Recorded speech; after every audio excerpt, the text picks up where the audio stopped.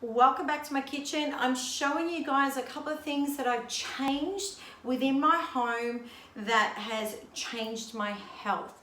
So think about every time that you put something near your skin, it goes into your bloodstream in just 3 seconds. So what you're washing your dishes with, and that reminds me, I will show you what I've got here. We are in my kitchen, so what you wash your dishes with, what you wash your body with, but also what you wash your clothes in can make a massive difference, and especially for those of you that are suffering from rashes and psoriasis and things, that are coming up visually on your skin.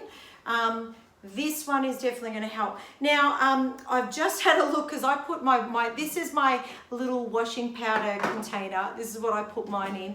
And at the moment, I'm pretty low. So I use the, and I'm just going to try and show you what it looks like. So this is the washing powder that I actually use. Now, even though this container came with a big scoop, what I love about this particular product is that all you need is 1 teaspoon. Since when have you seen washing powder we use 1 teaspoon? And as a single person, I can tell you, oh my God, I buy 1 little tiny kilo and it lasts me for freaking years. It's ridiculous. So for those of you that have got kids and you're doing washing all day, 1 teaspoon is all you need with the laundry powder.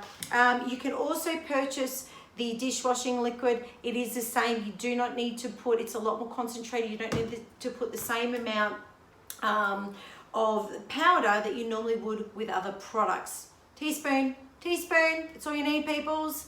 Love it. Check it out. I'll put some information underneath and you can do your own homework and your own research. But this is actually how I saved money.